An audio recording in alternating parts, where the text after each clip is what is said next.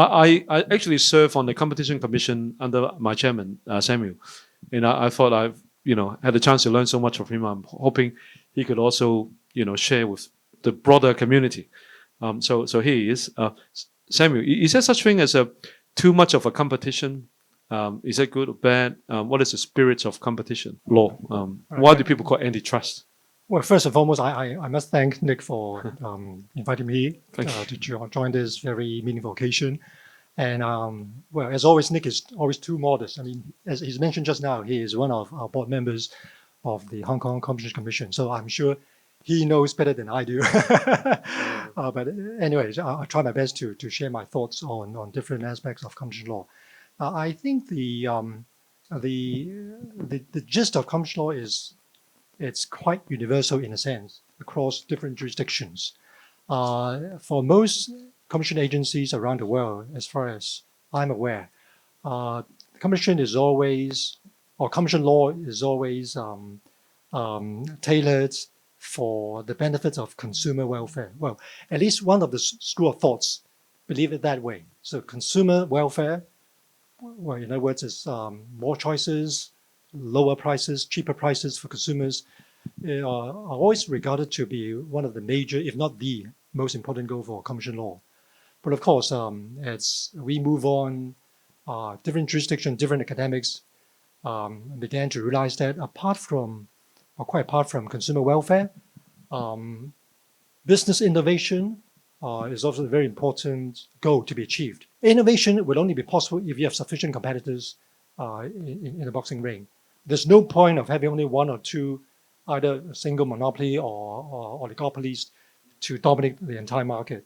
But in order to allow especially nowadays, we talk a lot about these startups by young people. So you must be able to provide a level playing field for startups, whether they are from the younger generation or from the older generation.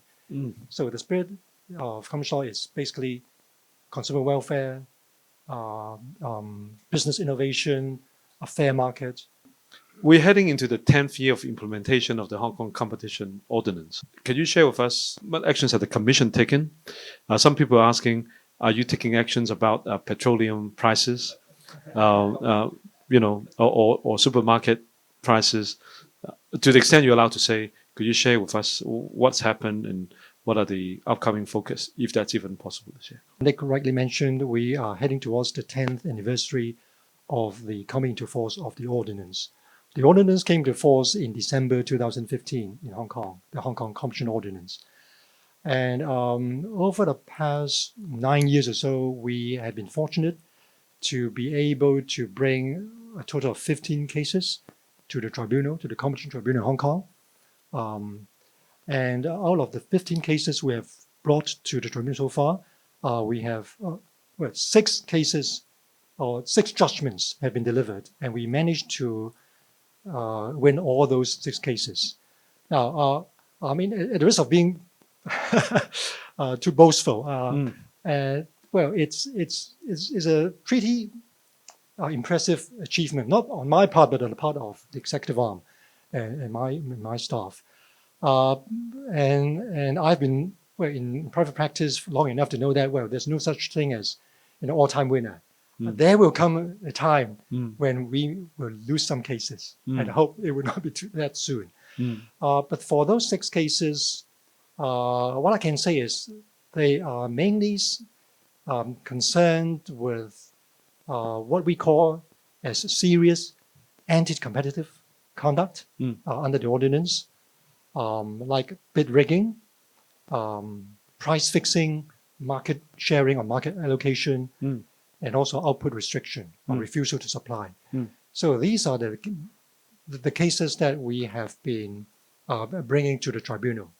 And in fact, over the past few years, we have been talking about our 3 key priorities quite a lot on different occasions.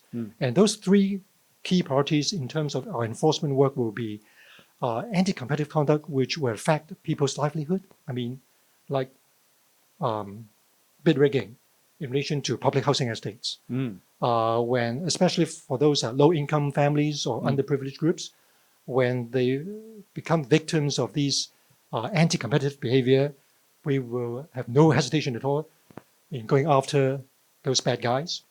So the first priority will be conduct which would affect people's livelihood. The second priority will be those conduct which seeks to exploit public funding. An example will be the COVID or pandemic fund, which was rolled out by the Hong Kong government during the pandemic, when the Hong Kong government tried to provide subsidies for a lot of SMEs in particular to beef up their IT solutions. Yeah, you may recall that during the pandemic, because nobody can leave home, so a lot of SMEs were experiencing huge difficulties. And that's why the government tried to roll out these subsidies. To give an example, an IT solution, it's like an SME restaurant. They want to upgrade their IT solution in order to facilitate online delivery or takeaway service. You need to beef up your IT hardware. Yes. But at the same time, some people exploit those subsidies by engaging in bid rigging activities. So that's something we will also go after, because public funding is not supposed to be abused in that way. Right. And the third key priority that we have set over the past few years would be digital economy. Perhaps I can talk a bit more about this. The online delivery, food delivery platforms like Foodpanda or Deliveroo, a lot of people in Hong Kong find those, the Online, markup to be too excessive. Too excessive. But online delivery is huge. It's huge. It's a huge business. So what can we learn from that, from Hong Kong, in a sense? From the perspective of the startup, we hope we have sent our message by encouraging more and more SMEs to join the market without any fear of being marginalized just because you're not as big as Foodpanda, or you're not as big as Kita, which is the equivalent of Meituan in England, or you're not as big as Foodpanda. Because we try to structure the enforcement outcome in a way which would encourage the small or relatively smaller business to join the market. Say if your market share is less than 10%, you would not be regarded as a competitor which would fall under our radar. So sometimes it's a bit unfortunate that a lot of SMEs may take the view that, well, why do we need to have commercial law in Hong Kong? Doing business in Hong Kong is already quite difficult. I remember SMEs up in arms saying they don't want the competition law. Exactly. Why do they say that? I think there are a lot of misunderstanding. Some SMEs may take the view that, well, Hong Kong has been laissez-faire. Well, so far so good. Why do we want to have another monster coming to the market? But the reality is, commercial law seldom or rarely, if ever, go after SMEs. We go after the big players, those which have dominance in the market, those which are resourceful enough to play tricks like bid rigging, price fixing or sharing sensitive information between different big players. And we hope that as the regime will build up its own jurisprudence and case law, people, especially SMEs, will begin to understand commercial law is really for the benefit rather than to the detriment. We talk about the different ways of interpreting what is competition, but in terms of other schools of thoughts, philosophically different approach in terms of how to protect consumers, regulate market, encourage innovation, competition. The US started off with antitrust law, first conduct rule, second conduct rule. Why is it called a first conduct and second conduct? And how is mainland China or Europe or other parts of the world approaching this? Is that pretty much universal in approach? What are the exemptions? Because I'm just mindful, actually, maybe not everyone is that deep into competition law. So we might need to step a few steps back to explain what we're trying to achieve. Yeah. All right. What are the thresholds, maybe? Thank you, Nick. That's a very good question. I think in general and across the globe, whenever one talks about commercial law, there are basically three pillars. The first is what we call the first conduct rule in Hong Kong. And actually, it's the equivalent of what we call cartel behavior in the European Union, in the EU, or even in the US. Why don't you call it cartel? You call it first conduct? Well, the word cartel is slightly technical. It simply means a group of people, mainly group of businessmen who put their heads together, try to fix the price or engage in some sort of anti-competitive behavior. So it's a cartel, it's a group. So that's the first aspect that any competition law would try to go after. Right. So that's the first pillar. The second pillar is abuse of dominance, which essentially it's dealing with those big players who has either monopoly in the market or has a sufficient market share in the market, so much so that they are able to dominate the market by forcing out other competitors, which may be less resourceful, or trying to prevent a startup from entering the market. Well, you may have heard of cases involving Google or Microsoft. Well, those are cases which were initiated by other jurisdictions under the equivalent of our second conduct rule, which is abuse of market power or abuse of dominance. The third pillar will be merger control. Whenever two big players or medium players or small players or more than two players want to merge the business, under the competition law regime, the regulator, the competition law agency, usually will have the power to vet the merger, the proposed merger, and make sure that the merger, if approved, will not result in any unfavorable market condition for the consumers.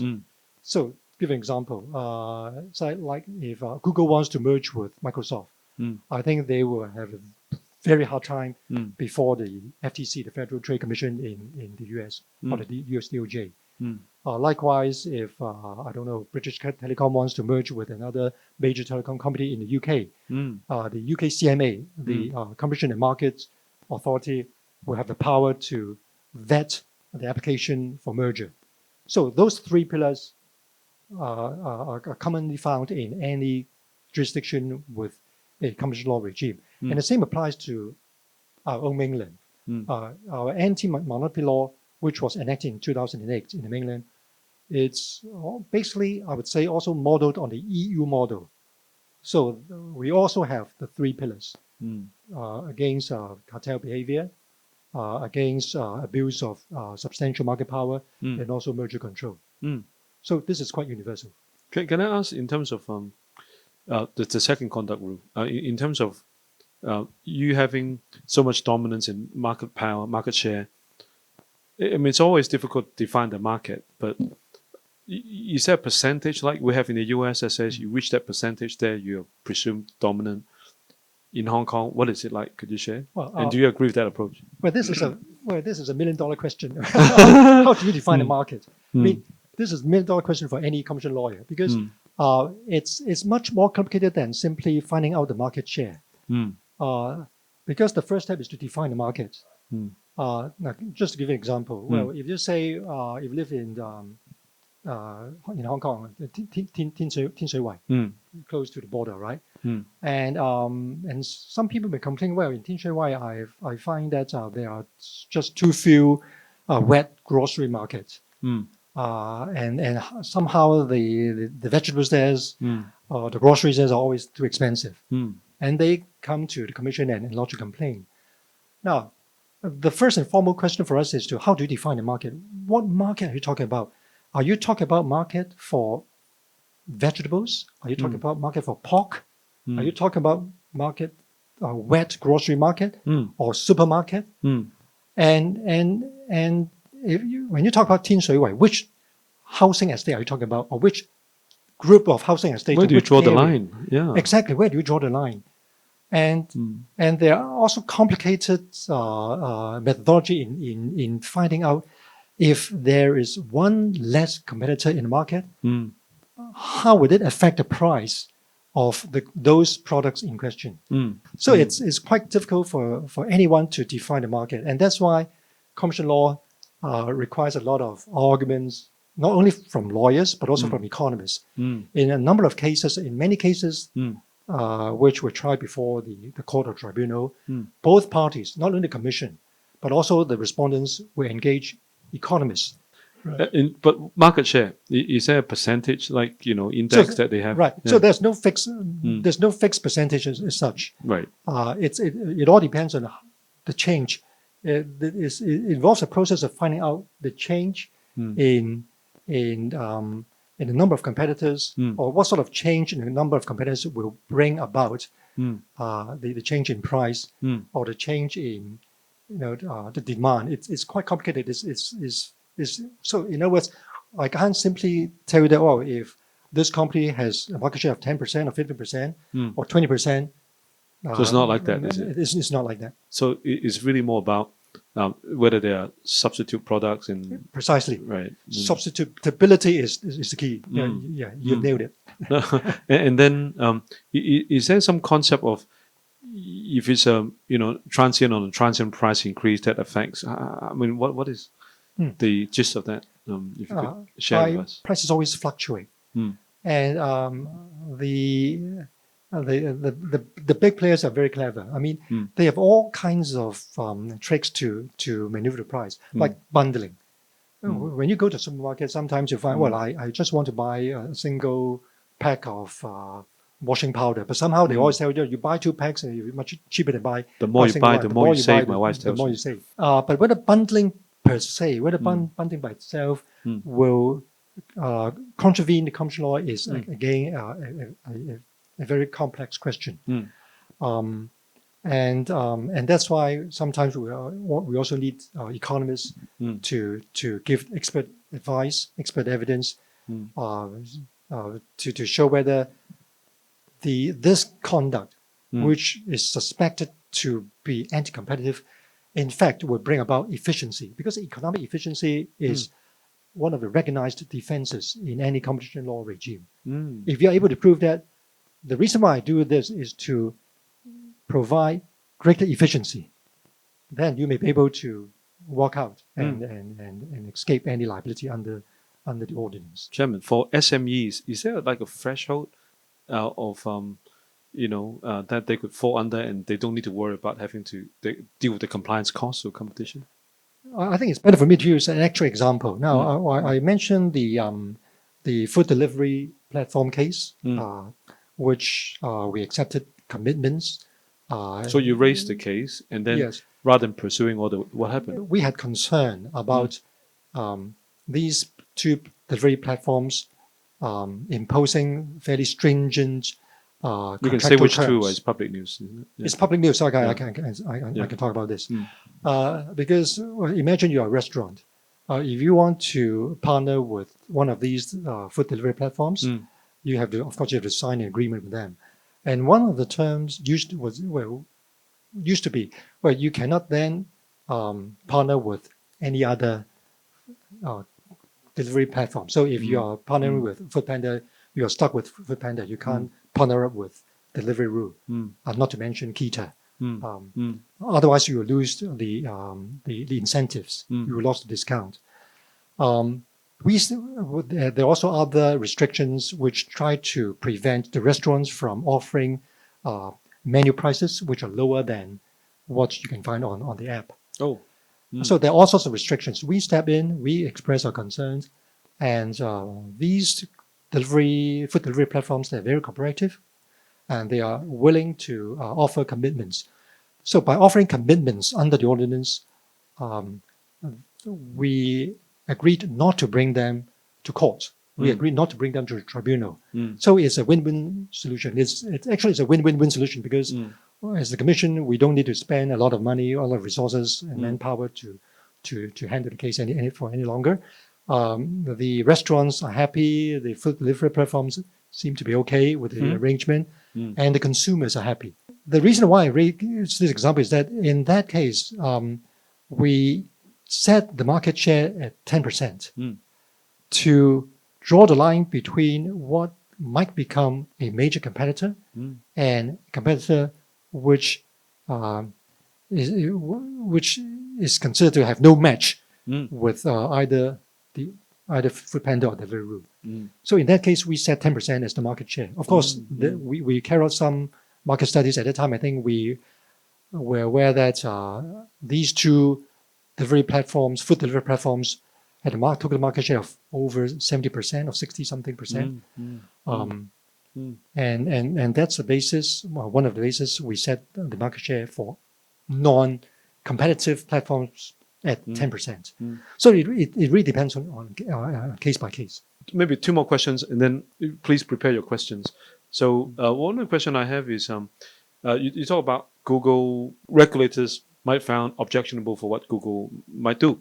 But the reality, it seems to be, with a geopolitical storm, it seems the EU is using a hipster antitrust or Neil Brandis school of applying competition law because they don't have a national champion for their own technology giants. So they use that it seems to some people that maybe they're using that as a weapon to attack tech companies from other parts of the world.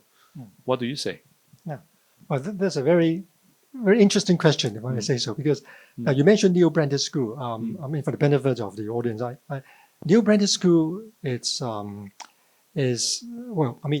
school of thought believes that the goal of competition law is not confined to consumer welfare only, but the scope should be broader. It should encompass, apart from consumer welfare, business innovation, workman welfare, so for the greater good. And at least in the U.S., what we call the troika. There are three persons who are very famous believers of the Neil Brandis School. Lina Khan, the current chair of the FTC, the Federal Trade Commission. Tim Wu, the special advisor to the Biden administration. And also Jonathan Cantor. Jonathan Cantor is the assistant SJ of the US DOJ, who heads the anti-competition law in the entire United States. I met with Lina Khan last year in Barcelona. We didn't talk about this, Brandis School, but it's no secret. Everybody knows that she wants to break up Amazon because she is a firm believer of Neil Brandis school of thought, and people say actually that's the reason why Joe Biden appointed her as the chair in order to give as much pressure as possible on these tech giants like Amazon, Google. This school of thought aims at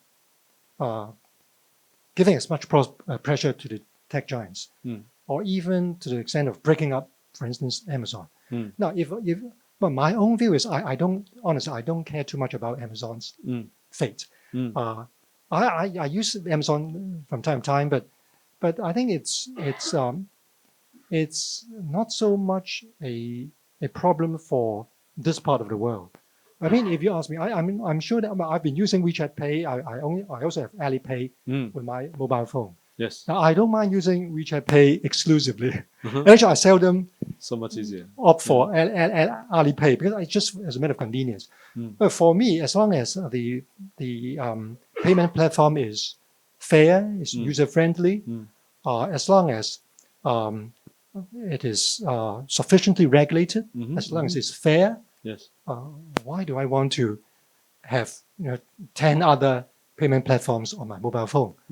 So I think it really depends on the market. It really depends on the way the big tech, even though it may be the biggest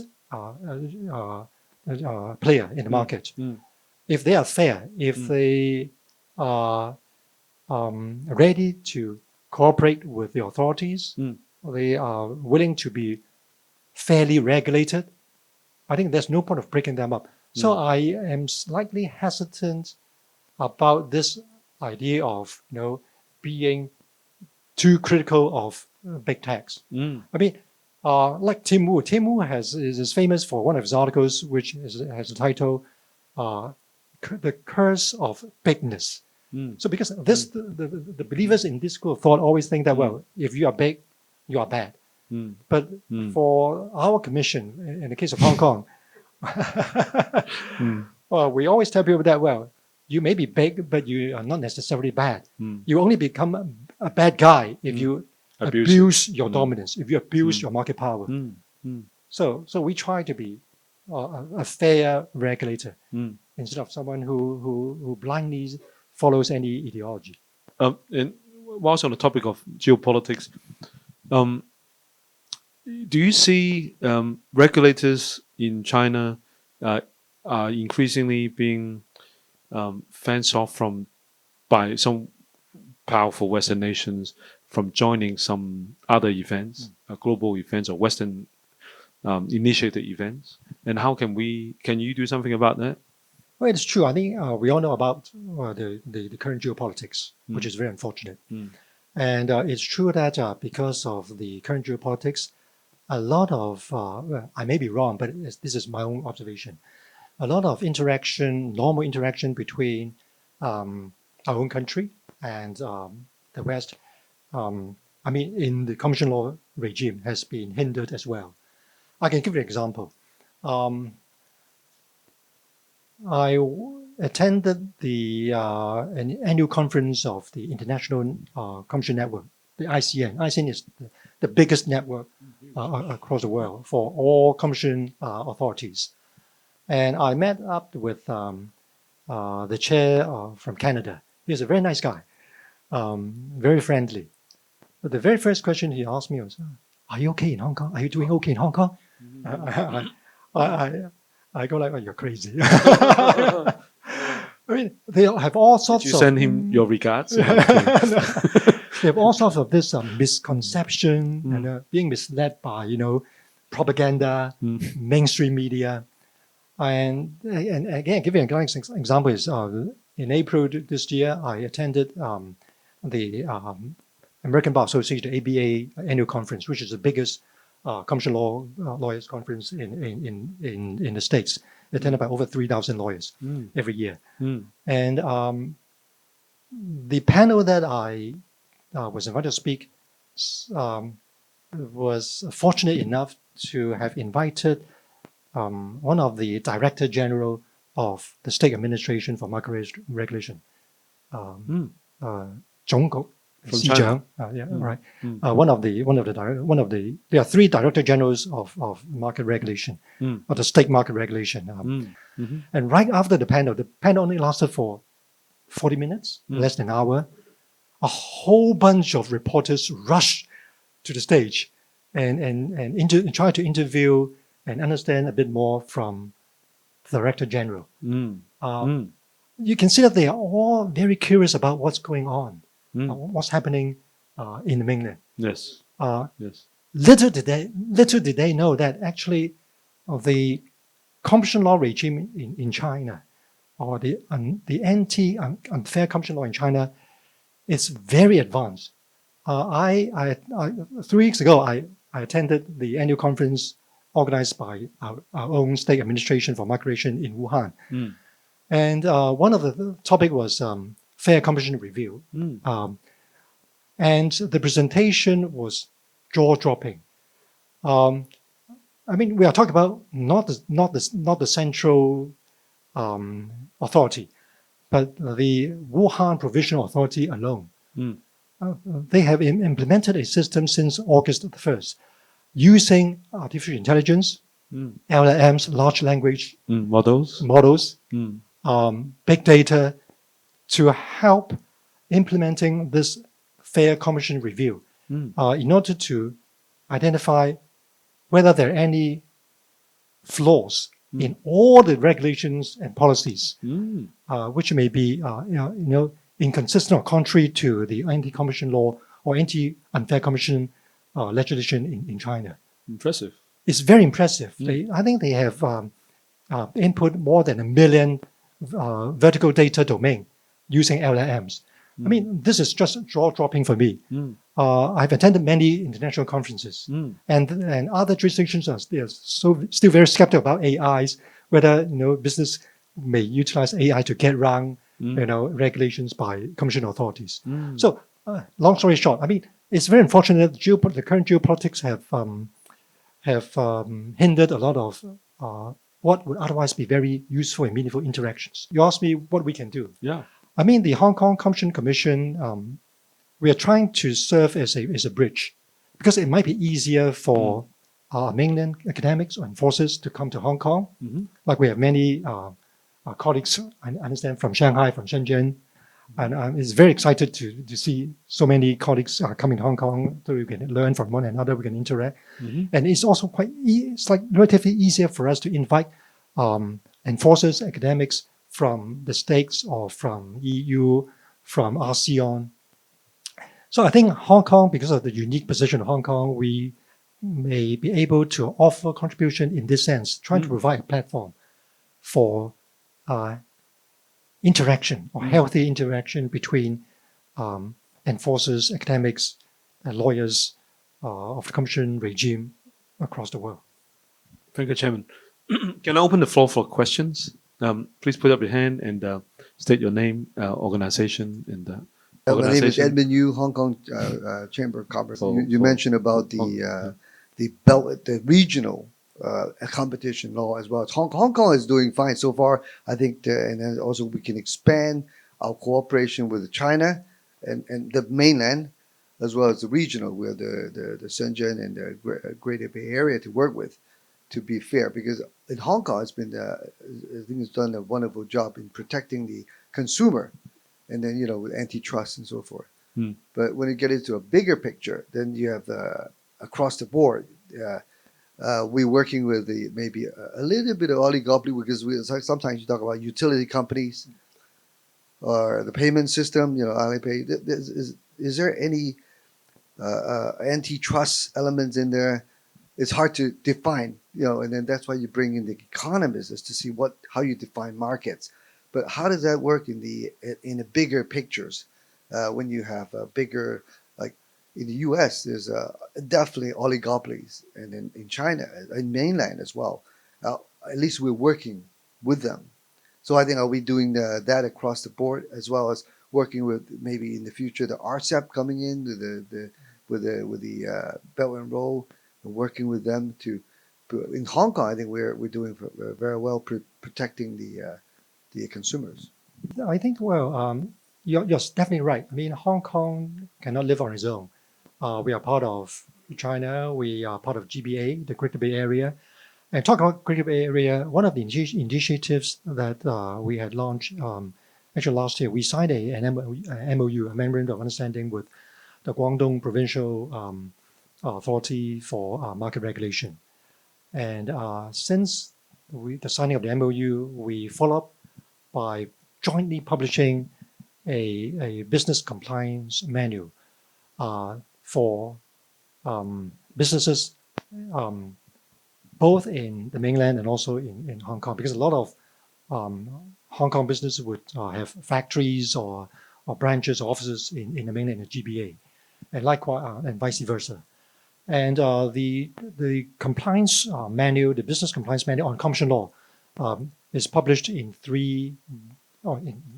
two languages, but in English, of course, in traditional Chinese characters, and also simplified Chinese characters.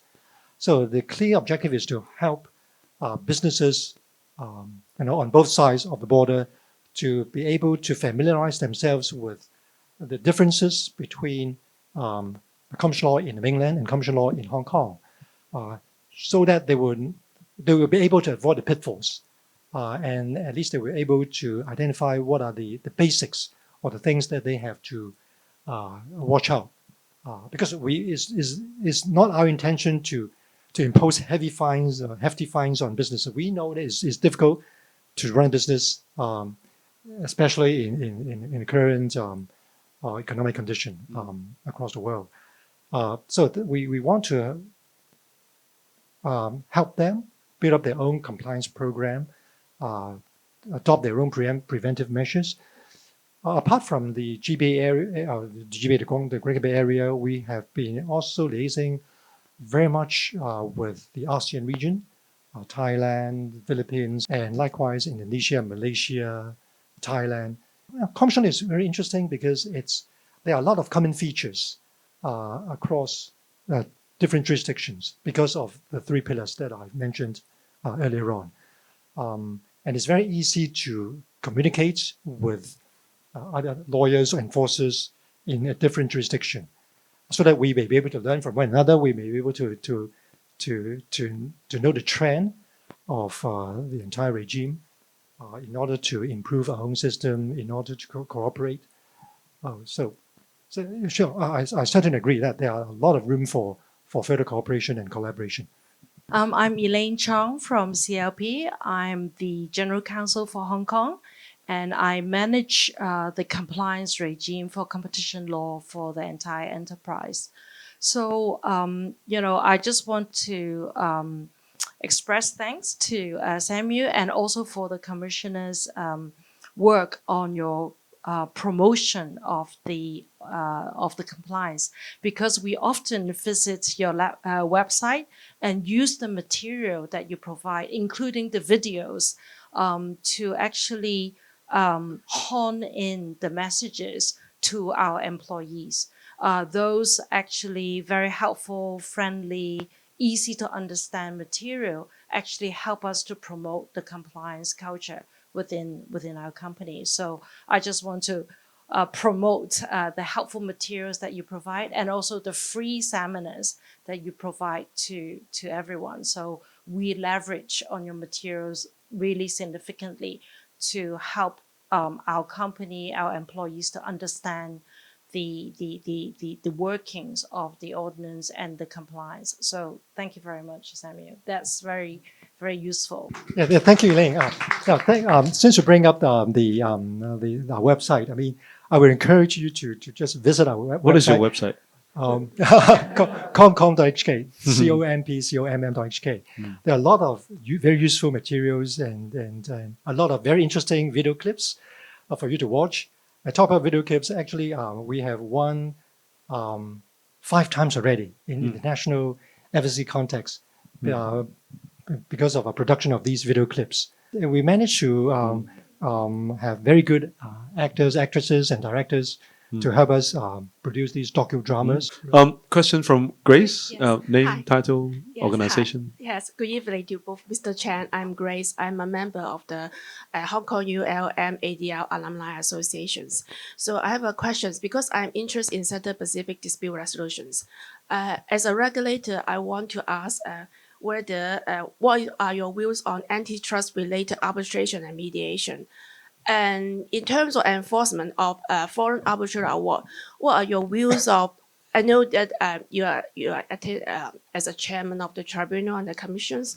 So will you say that Hong Kong court should not enforce the arbitral award that would be involving the competition issues because of the public law grounds, or that the awards to be set aside or not?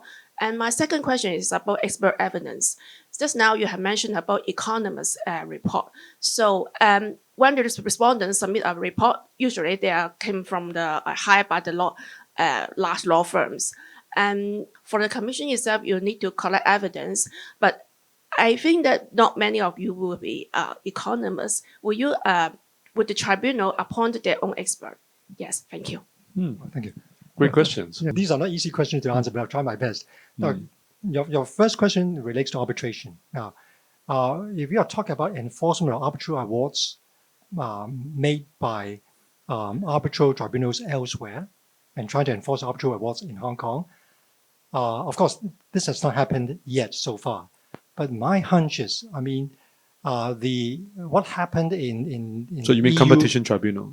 I mean, in the Hong Kong courts or Yeah. competition tribunal, Yeah. Hong Kong courts. Because, in the EU, the ECJ, the European Court of Justice, I think have delivered quite a number of judgments in this regard. Basically, the principle is because competition law touches on public policy. So if the court facing with an application to enforce arbitral award comes to view that the award somehow is inconsistent with competition law in the sense that it is consistent with public policy, then the court may think fit to override the ruling or the arbitral award, and maybe refuse to enforce it or to handle it in a different way. The more difficult question actually is whether Hong Kong courts or the Competition Tribunal would be willing to stay or even dismiss our action because, or our action, our action against a respondent under the Competition Ordinance because of the existence of an arbitration clause. Now, give an example. If in a private action or a follow-on action for damages between two private parties, if there exists an arbitration agreement, and the respondent tries to stay the court proceedings in favor of arbitration, should the court in Hong Kong stay or even dismiss that application?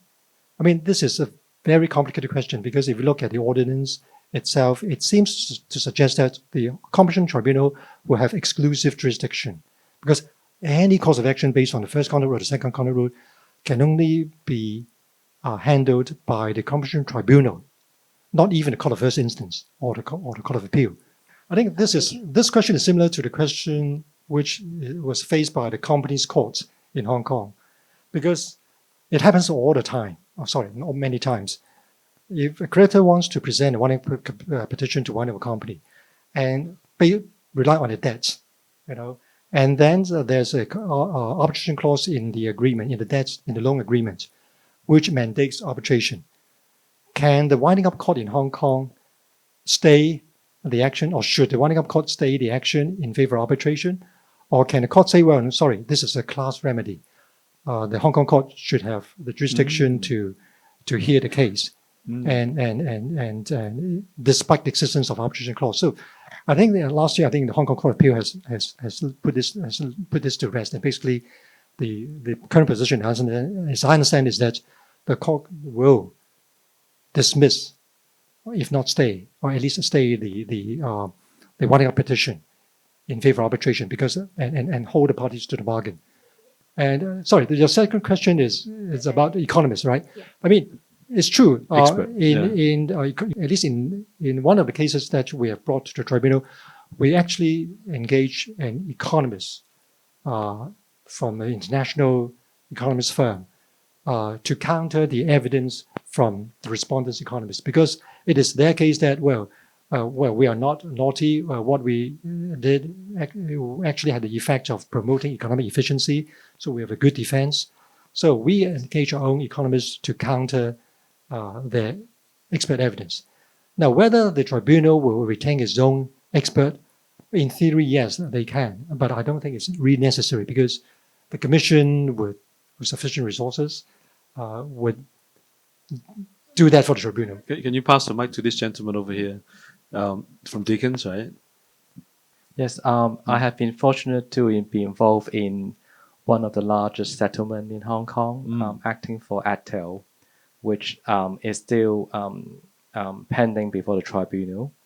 I understand the commission has also appealed against the ruling by the tribunal. It is the largest award of 150 million Hong Kong dollars. Now, the second case is probably the textbook cartel case, which the judgment is still pending. I hoped that, as our chairman said, sometimes they win, sometimes they will lose, and I hope that we will be on the good side of winning against the commissions, but fingers crossed. But lately, I have also observed that the commission has become very active on the enforcement front, which is a good sign because I think Hong Kong has lacked some important jurisprudence on competition law from the tribunal and the guidance. I remember when the ordinance was first rolled out 10 years ago, the late Stanley Wong said that the commission needs to have sufficient cases to feed into the tribunal so that the jurisprudence can be established.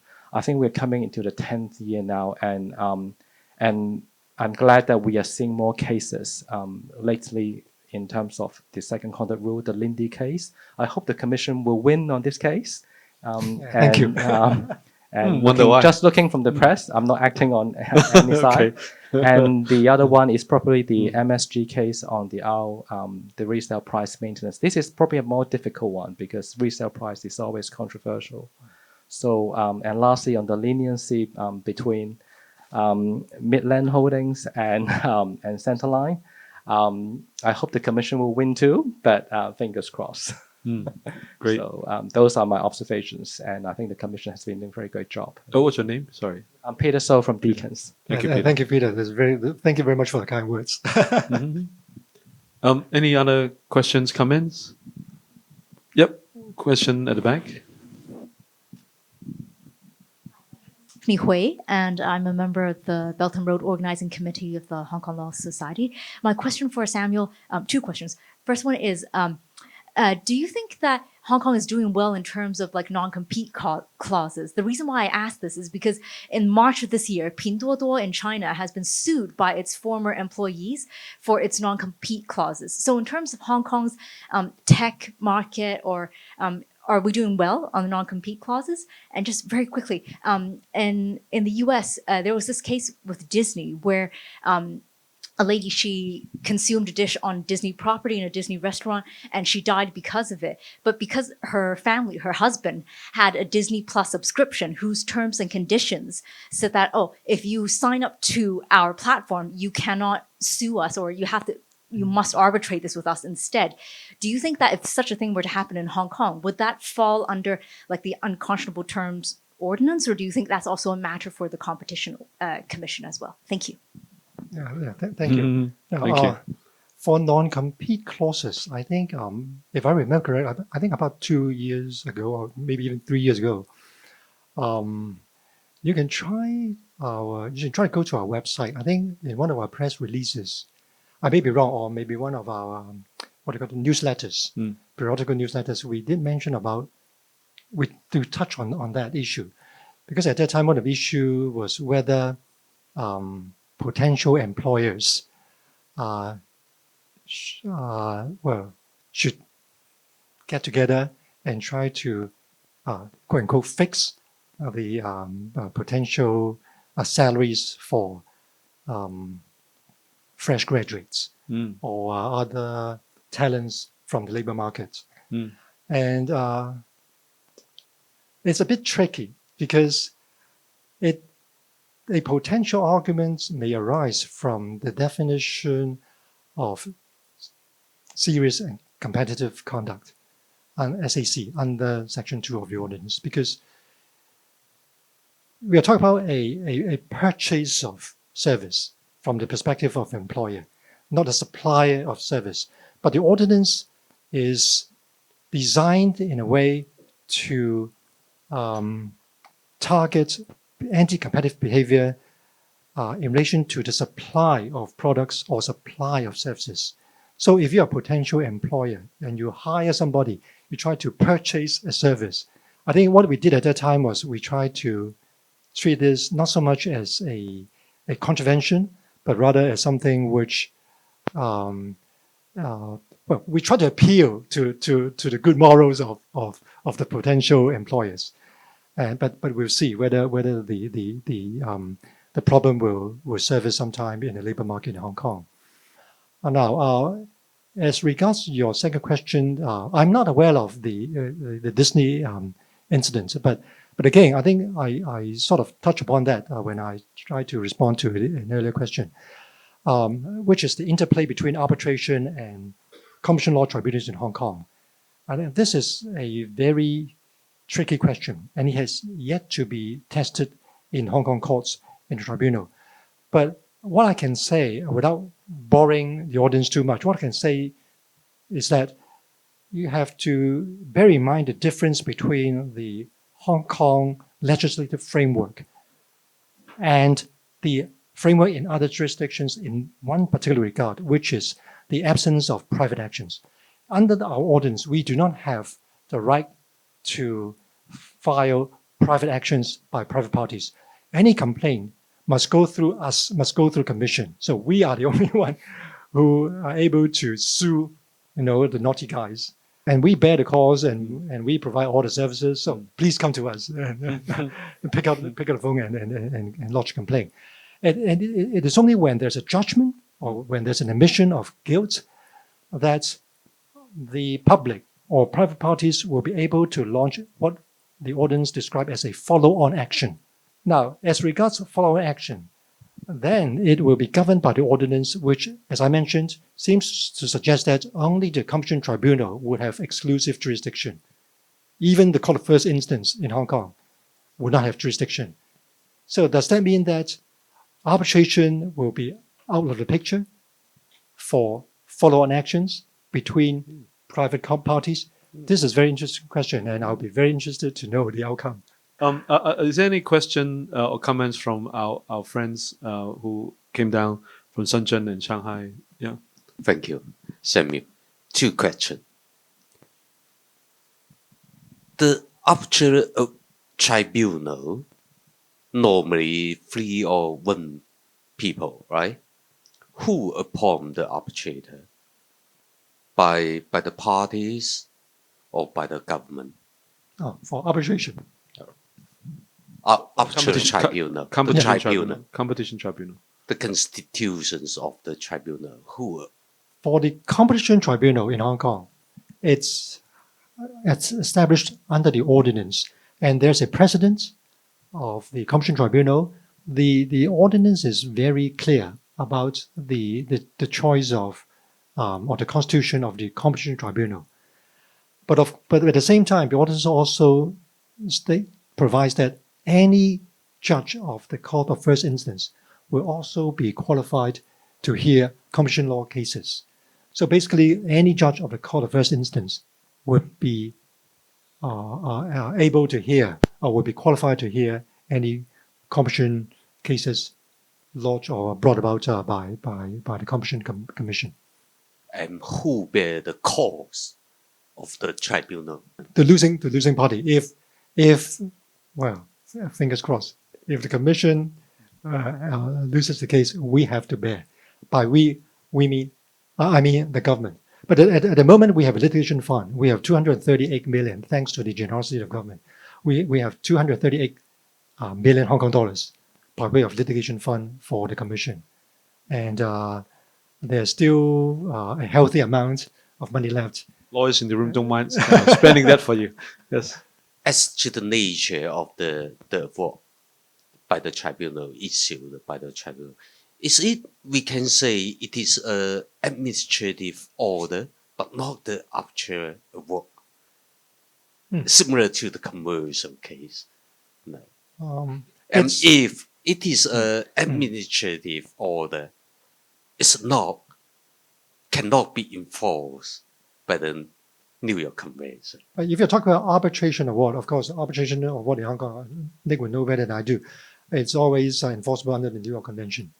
But if we are talking about a judgment or decision by the Competition Tribunal, it has nothing to do with arbitration or the New York Convention.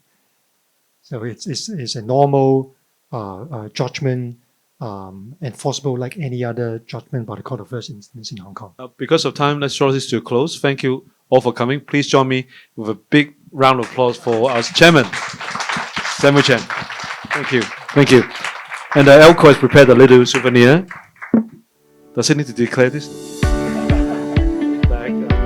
Yes, for you. Thank you so much. Thank you. Thank you. Thank you. We are